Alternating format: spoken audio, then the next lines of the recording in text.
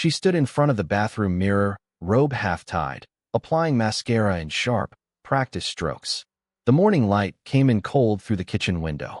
I stood at the stove, flipping eggs, pretending not to notice how quiet the house had become. Her coffee was cooling next to her phone, untouched. I plated our breakfast, brought it over, sat across from her at the table. She didn't look up. Her phone buzzed once. She glanced at it, slid it off the table, face down in her lap. I didn't ask. The fork in my hand felt heavier than usual. This had been our routine for months. Mechanical, painless, like co-workers sharing a cubicle. She was beautiful, always had been. That morning, her skin caught the light like porcelain. Her eyes were focused but distant, like she was looking through the mirror rather than at it. We ate in silence. Knives scraped gently on ceramic. Outside, a car alarm chirped, then cut off. I thought, maybe it's just a phase. Maybe she's tired. Work stress. Hormones. Something simple and temporary. But the silence didn't feel like fatigue. It felt like something hidden. There were signs, subtle, stupid things I ignored. Missed calls she wouldn't explain. She'd take her phone into the bathroom, stay in there for 20 minutes while the shower ran and the fan covered the sound of her voice. Once or twice, I saw the screen reflected in the mirror. Instagram, sometimes Telegram. Once an app one didn't recognize. She started staying out late. Meetings, she said. Planning stuff with the girls. I didn't push. I wanted to believe her. She used to touch my arm when she laughed. Now she barely reacted when I spoke. I made a joke one night about a meme she'd sent me years ago. She blinked at me, confused, like I was quoting someone else's life. I'd ask about her day, and she'd say busy, and change the subject. One night, she came home with bags from Sephora and B&H Photo. High-end makeup. A gimbal for a camera. She called it an investment in herself. I nodded like it made sense. It didn't. She worked at an accounting firm, crunching numbers in Excel for 8 hours a day. I knew the price of that gear. I knew our budget. And I knew she hadn't asked. Then I found the envelope. Crisp $100 bills in a plain manila folder, stuffed in the front pocket of her gym bag. When I held it up, she didn't even flinch. Client refund, she said. One of the women from the workshop paid in cash. She didn't explain what workshop. I didn't ask. She didn't lie like someone caught. She lied like someone who didn't care if you believed her anymore. That was the shift. Not the words. The indifference. The absence of effort. I thought back to when we first met, a beach trip with mutual friends. She was wearing that faded blue sweatshirt, hair tied up, laughing at a joke someone else made, but looking at me. She leaned into everything back then. Into conversation. Into touch. Into us. Now, every moment felt like a transaction. Every word measured. Every answer a placeholder. I went to bed that night before her. Heard her whispering behind the bathroom door, a soft chuckle, the creak of the cabinet under the sink. Her toothbrush was still dry in the morning. I stood over the sink, rinsing out my mug, and thought, this isn't tired. This isn't burnout. This is subtraction. And I was what had been subtracted. It wasn't just the silence anymore. It was placement. How I no longer occupied the center of her life, not even the edges. I was off-screen, an extra in my own home. Mornings became checklist briefings. She talked logistics, laundry pickup, rent payment, groceries. Nothing beyond the surface. She kissed my cheek like checking a box, not like returning home to something warm. The last time we had sex, she sighed halfway through, like she was waiting for it to end. No words. No eye contact. I reached for her shoulder after. She rolled away. She used to stay in bed, hair messy, teasing me to call in sick. Now she was up before me, in leggings, always halfway to somewhere. She told me she was working on a personal project. Branding, she said. Something to help empower women. I didn't press. I wanted to believe that still meant something good. But I started noticing patterns. Days where she came home glowing. Makeup fresh, like she'd just stepped off a photo set. Nights when she'd rush into the bedroom, lock the door behind her, and emerge half an hour later looking suddenly tired. Makeup gone, hair brushed out. There were always packages arriving. Ring lights, phone stands, new clothes in sizes and styles I'd never seen her wear around me. Bright, form-fitting, more daring than her usual workwear. I asked once, "You modeling now?" with a half smile. She looked up from her laptop, didn't even blink. Just exploring my options. You wouldn't understand. And maybe she was right. I didn't understand. Not yet.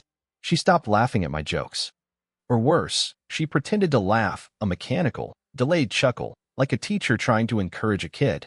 I stopped telling them, started talking less, observing more. There was one moment that stuck, a stupid sitcom we used to love. I walked into the living room and saw her watching it, headphones in.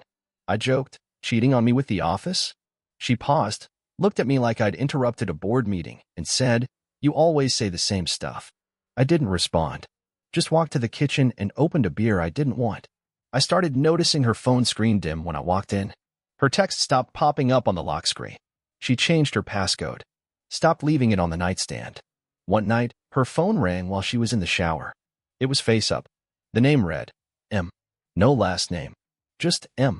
The kind of label you give someone when you don't want questions. I let it ring. She came out a minute later, saw the missed call, and her whole face changed. She grabbed the phone and turned away before I could say anything. Said she had to take care of something. Never told me what. I sat on the edge of the bed, staring at the floor, and thought, I'm being lied to. The words felt heavy, stupid, like I'd broken some contract by even thinking them. Then I shook my head. She's my wife. I'm supposed to trust her. So I did what cowards do. I stayed quiet. I kept making breakfast, kept asking about her day, kept pretending the hole in our marriage was weather, not damage, that it might heal if I gave it time. But time wasn't medicine. It was erosion. The lie didn't come all at once. It trickled in, wrapped in buzzwords and half-smiles. She came home one evening with 3 shopping bags, one from Nordstrom, one from Ulta, one unbranded but expensive looking. She laid everything out on the bed like it was a presentation. High-end skincare, studio lighting bulbs, a sleek silver laptop. I raised an eyebrow. Big day. She didn't miss a beat. It's for the brand. The brand. Yeah, I'm launching something. It's personal growth. Like a women's lifestyle thing. Maybe merch later. I don't know yet, but I've got ideas. She said it like she'd been planning this for months. Like I was the one who'd been out of the loop. I nodded. And all this is part of that? It's investment, she said. You have to spend money to make money. She started spending more after that. Shoes she didn't wear out. Perfumes that never left the dresser. Lingerie I never saw her in. A few times I asked, carefully, what exactly is this project about? She'd shrug. Style. Self-expression. Female energy. You wouldn't get it. Then she started coming home with more cash. I found it by accident, a fat roll of bills wedged deep in the side pocket of her rucksack. 50s and 100s, rubber-banded, tight and silent. She caught me holding it. Oh, she said, zero panic in her voice. That's from a client. She paid for a full-month package. I'll probably refund it, though. Not sure I want to work with her. Package for what? She blinked. Coaching. Like confidence building. It's still in beta. Beta. Like she was testing some kind of app. But this wasn't coding. This was cash. No receipts. No taxes. No explanation. The next day, she bought a second ring light. I didn't ask. I started watching her more closely.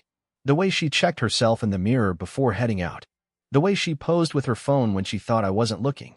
Her photos had shifted. They weren't casual anymore. They were composed. Deliberate. Her laptop was always on. She closed the screen fast if I walked by. Once, I caught a glimpse of an editing suite, timeline full of clips, color-corrected. Voiceover tracks. You're making videos? Content, she said, not looking at me.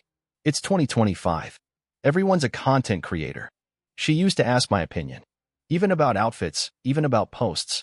Now she moved like I was background noise, someone who wouldn't understand the mission. That's what hurt most. Not the secrecy. Not even the spending. It was the dismissal. The way she stopped needing my input. Like she had upgraded past me and didn't want to look back. I wasn't her partner anymore. I was her inconvenience. One night, I walked in on her recording. The room was dark except for the ring light. She was in front of the camera, voice low, playful. She didn't see me. I backed out quietly. She never mentioned I'd been there. And I didn't tell her I'd heard the line she whispered just before the clip ended. Most guys don't even know what their wives are capable of. It happened on a Tuesday. Gray sky. I was on lunch break, sitting in the hospital stairwell, scrolling through my phone. A message popped up from Ben, an old college friend, someone who knew her, but not well. The kind of guy who sends memes and ignores your birthday. The text was short. Just a link and 2 words. That her? I tapped. The browser opened slowly. Cell service was weak in that stairwell. When the page finally loaded, I felt something inside me pause, not snap, not break, just pause. Her face. Right there. Full screen. Cropped tight. Red lips, black lace, silver choker. The username read, Luna Mistress. The bio, sacrifice is an art. I bleed for my fans. I stared at it for a long time. Not because I doubted it was her, but because she looked different. Not edited, she never needed filters, but staged. A version of her I'd never met. A stranger with my wife's mouth. I scrolled down. Clips. Dozens of them. Videos labeled Midnight Ritual, What He Doesn't Know, Confession Booth.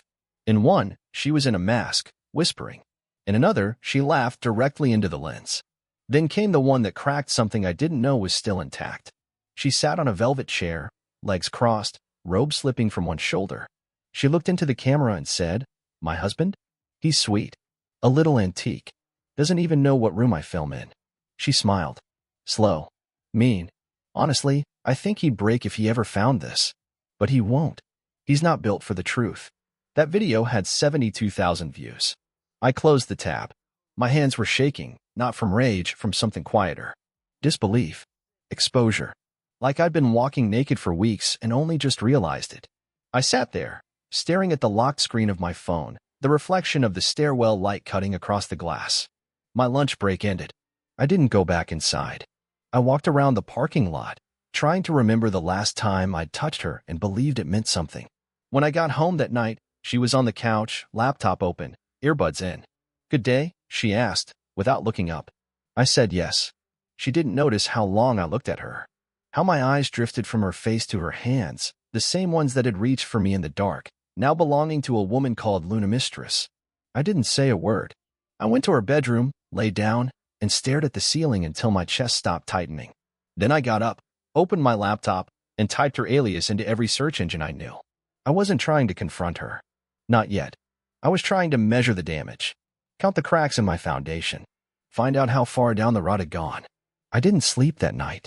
I lay still, eyes open, listening to the hum of her laptop through the wall. At 2:43 a.m., it finally shut. 30 minutes later, she came to bed. I feigned sleep. Her weight barely shifted the mattress. In the dark, I watched the red LED from the charger pulse against the ceiling. The room felt small. Not claustrophobic, exposed. Like I was under a spotlight and didn't know who was watching. At 4:12 a.m., I gave up on sleep. Slipped out of bed, walked to the kitchen, brewed tea with shaking hands. The mug clinked slightly against the counter.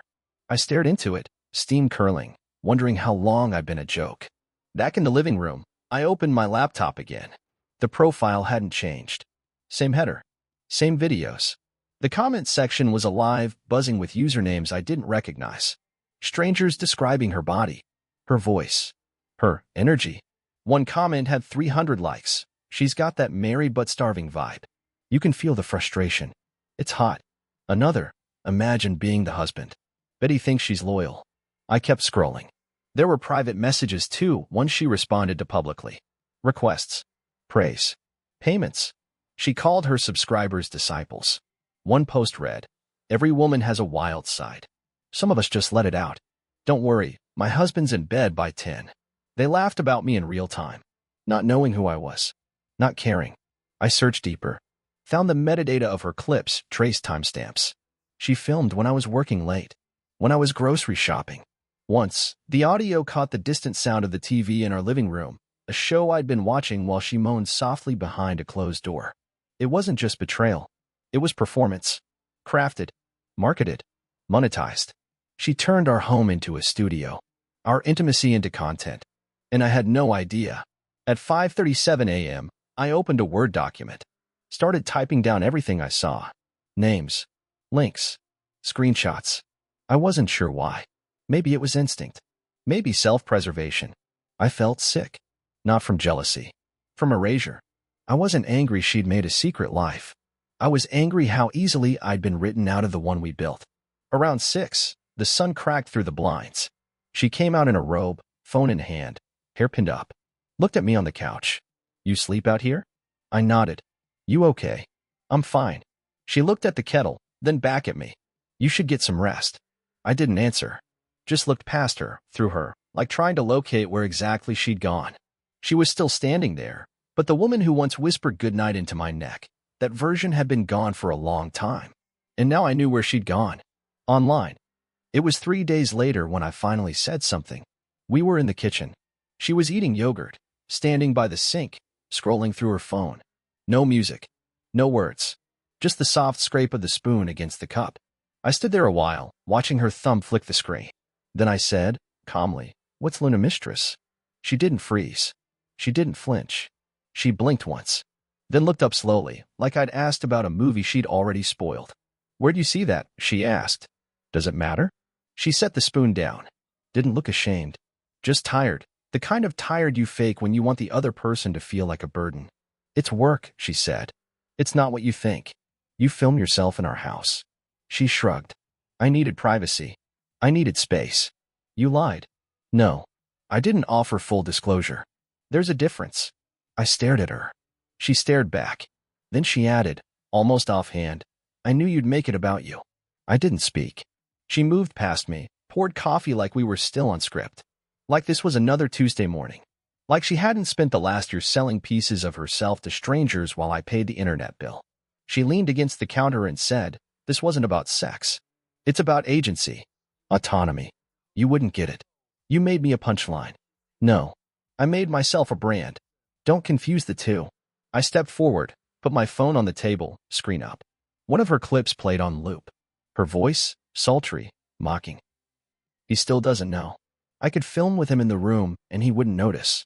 Her face didn't change. "Why?" I asked. She folded her arms. "Because you weren't enough." The silence that followed was not shocked. It was clean, precise. She took another sip of coffee. "I outgrew you. That happens." I looked at her, really looked, and realized she didn't see a husband anymore. She saw resistance. A relic. Something she'd already packed away mentally, waiting for the right moment to physically discard. Then she added one last thing, voice calm, detached. "This isn't the end of me. You can't stop me." I nodded. "No," I said, "but I can watch the end begin." It started small. A smirk from a coworker in the elevator. A cryptic DM from someone I hadn't spoken to in years. The kind of silence that follows you into a room and leaves just before you realize it was laughter. Then someone tagged me anonymously on TikTok. The clip had 1 million views. Her face, close to the camera, biting her lip. Voice overlaid. "My husband? Sweet guy. Bit too boring to notice he's not the main character." The audio cut to laughter, not hers, but stock. Edited. Sharp. The caption read, #married but wild, #Luna Confessions, #Dead Bedroom Club. I didn't finish watching it. I didn't need to. She had gone viral. People weren't just watching her. They were quoting her. Staging reenactments. Adding commentary. I tried deleting my socials. Too late. Screenshots spread faster than fire. Group chats lit up. A mutual friend, someone we'd gone on vacation with 2 summers ago, sent a voice note. "Man, that's not real, right?" I didn't respond. The hospital became colder. Colleagues wouldn't meet my eyes. The nurses whispered when I passed. In the break room, someone left a note that read, "Check your wife's new job." It was in red marker. No signature. I came home that night and found her on a live stream. Sitting cross-legged on the bed, mic clipped to her robe. Behind her, the lights I'd bought for our anniversary glowed pink. She didn't stop when I entered. Didn't mute. Didn't pause. She said, to the screen, "He's here. Don't worry, he won't say anything." He never does. The chat filled with laughing emojis. Fire icons. Clapping hands. She looked at me and smiled. I walked to the kitchen, opened the fridge, drank water straight from the bottle. I could still hear her voice in the other room, soft, magnetic, detached from the woman I once married. The next morning, I wore a hoodie to work. Sat in the farthest corner of the cafeteria. Avoided eye contact with the security guard who had once joked about inviting us both to his daughter's wedding. On the bus home, 2 teenagers were watching something on a phone. They nudged each other and glanced at me. I didn't ask what it was. I didn't need to. She had turned us into content, and the world was consuming it.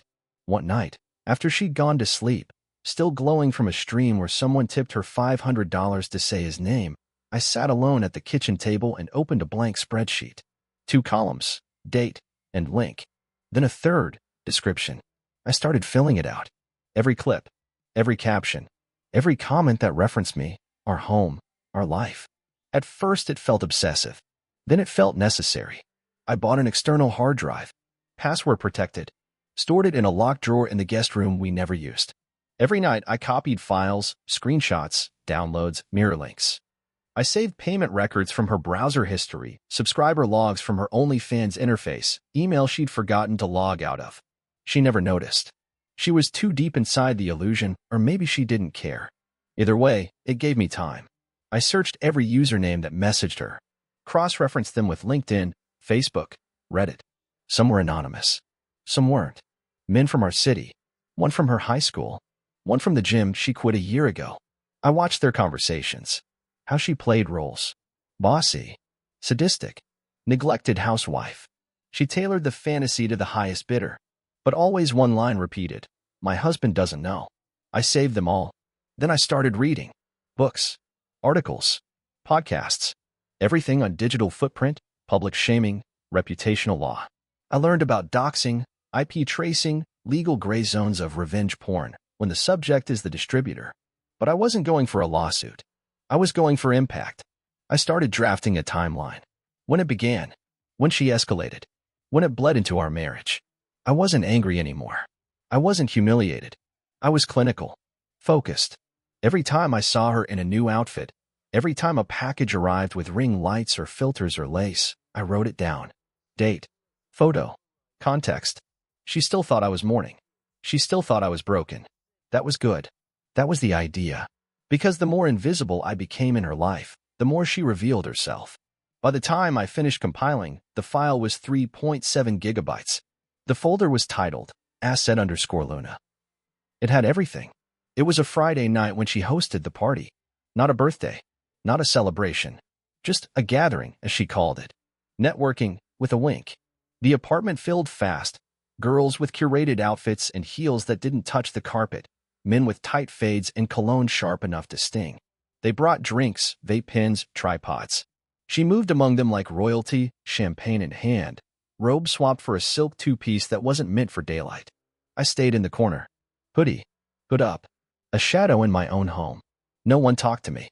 No one even asked who I was. At some point, someone spilled hard seltzer on the rug. She laughed like it was charming.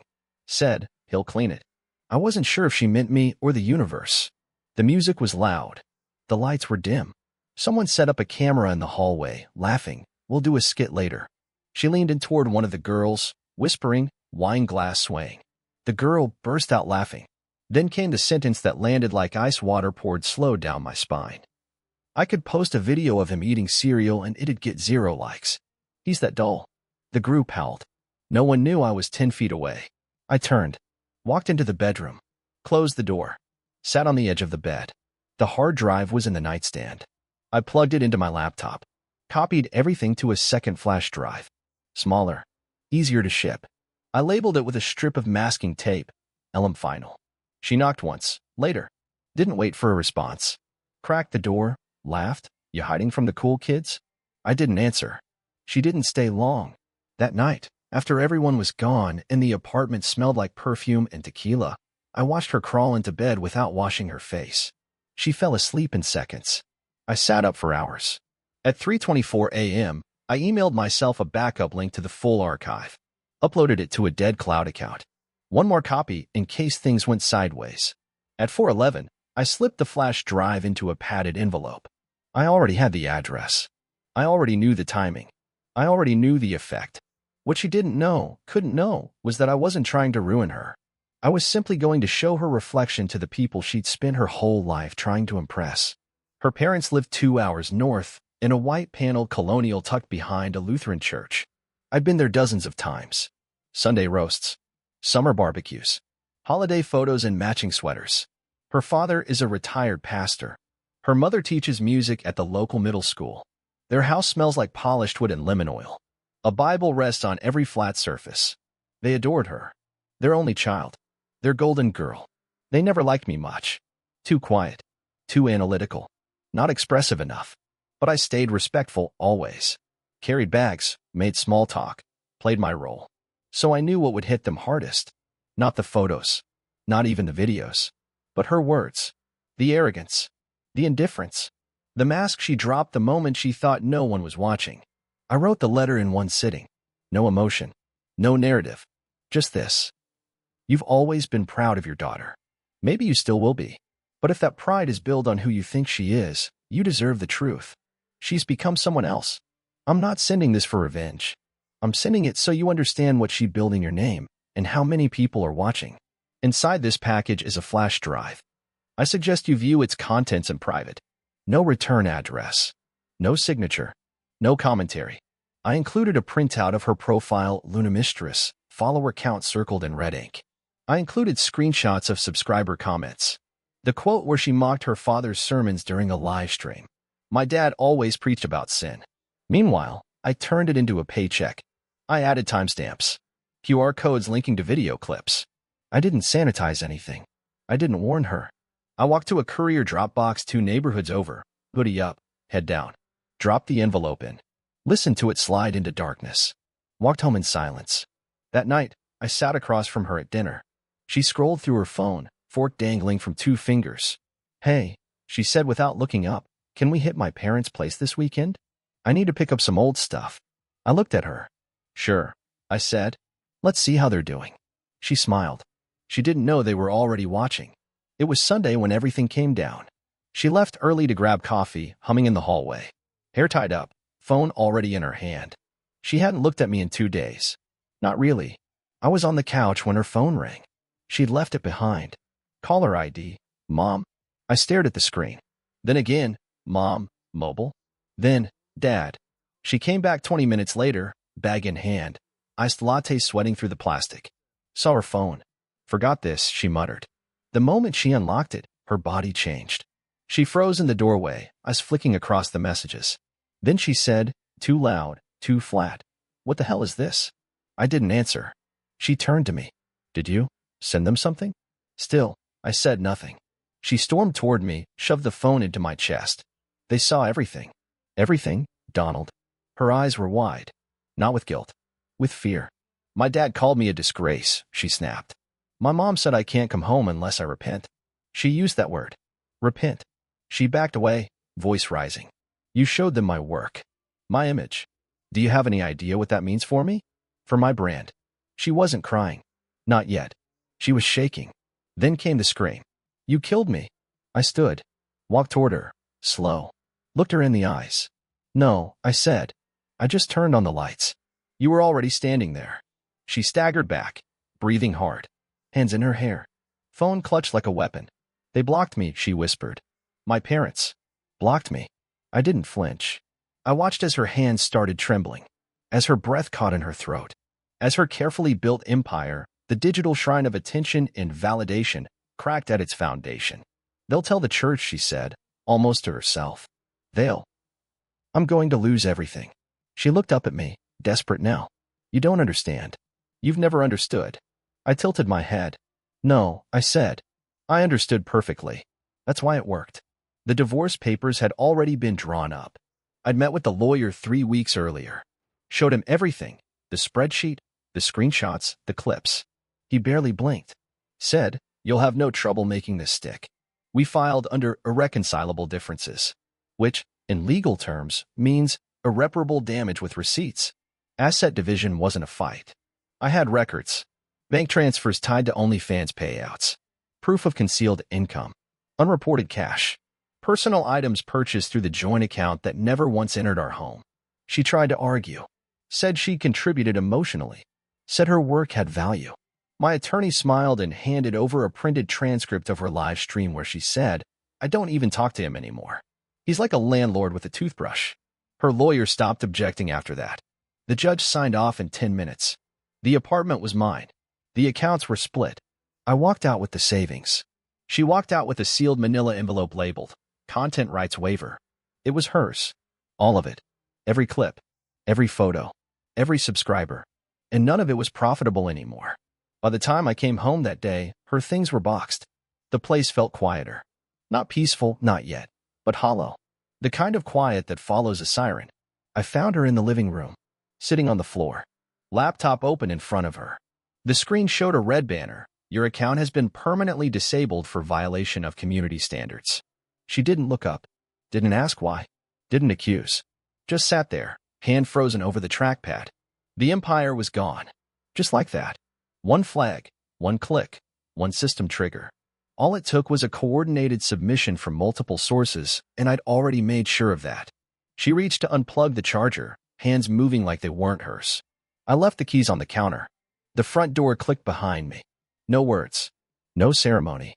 That part of my life was done. I didn't post anything. I didn't need to. The internet did what it always does. Her story leaked in pieces, stitched together from archived clips, reverse-searched images, digital breadcrumbs she never thought anyone would follow. The forums lit up first. Screenshots of her streams. Threads titled, "Pastor's Daughter Turned OnlyFans Star Now Excommunicated." Then came the reaction channels. YouTube, TikTok, podcasts. Everyone wanted a piece of the fall. One clip spread fast, her crying in a car, rambling into the front-facing camera. "I'm not ashamed. I was building something. This was power." Comment section tore it apart. Power? You sold shame for pennies. Pastor's Daughter arc is wild. This ain't empowerment. This is delusion. The brand offers dried up. She posted a rebrand announcement, new account, new mission. Zero traction. Her parents released a statement through their church's Facebook page. "We do not condone or support the actions recently brought to light involving our daughter. We grieve what she's become and ask for privacy as we pray for her soul." That post had more likes than any of her last 5 videos combined. Her followers dropped by the thousands. Sponsorships vanished. Collaborators ghosted. She emailed me once. Subject line, "Can we talk?" The body was blank except for one sentence. "You win. Just give me something back. The footage, the money, the name. Something." I didn't open it again. Didn't respond. She had spent years curating her rise. But the fall? That was organic. Authentic. Viral in its own right. And this time, no filter could save her. 6 months passed. The city felt different now. Or maybe I did. I moved into a small apartment across from the park, tall windows, creaky floors, no ghosts. First night, I slept through till morning. No dreams. No ringing phone. Just silence that didn't try to sell me anything. I adopted a dog. Rescue mutt. One eye cloudy, tail always wagging. Named him Bishop. He doesn't bark much. Just follows me from room to room, like he's making sure I'm real. I started reading again. Not medical journals. Fiction. History. Quiet books that don't scream for attention. Sometimes I catch myself smiling without realizing it. Small things. Steam rising from the kettle. Wind moving through bare trees. The dog curled at my feet while I drink coffee in the dark. I don't use social media anymore. My number changed. Email, too. No one contacts me from the old world. Not her. Not her friends. Not the ones who watched in silence while she turned me into a joke. I walk to the cafe on 6th every morning. Same table. Same server. We talk about dogs, not divorce. About the weather, not wreckage. One afternoon, I saw a flyer taped to a light pole, Women in Control, Empowerment Workshop. Her name was in small print at the bottom. Not the brand name. Her real one. It was the first time in months I'd seen it printed without filters. I didn't tear it down. Didn't take a photo. Just looked at it until the wind peeled it loose and carried it down the street. That night, I cooked for one. Music low. Snow falling. Bishop sat by the door, watching the flakes drift past. The silence in the room wasn't cold. It wasn't empty. It was clean. I opened the laptop one last time. Not to scroll. Not to dig. To publish. The email draft had been waiting for weeks. Addressed to a mid-tier streaming studio. Subject line, "Screenplay Proposal, Luna Mistress." The body was clinical. Attached is a fully outlined screenplay proposal based on real events. Story of viral betrayal, digital identity collapse, and quiet revenge. Character-driven. Emotionally contained. High social resonance. Marketable. Thank you for your time. The document attached was 47 pages long. Scene descriptions. Dialogue pulled from transcripts. Set design notes for the apartment, the ring light, the kitchen table. Every line tight. Measured. Real. I didn't include her name. I didn't need to. The story sold itself. At the bottom of the final page, I left one line in bold. Based on true events. Thanks for the inspiration. I hit send. The cursor blinked. Then nothing. No triumph. No rush. Just the same clean quiet that had followed me since I walked out that door and never looked back. I closed the laptop. Took Bishop for a walk.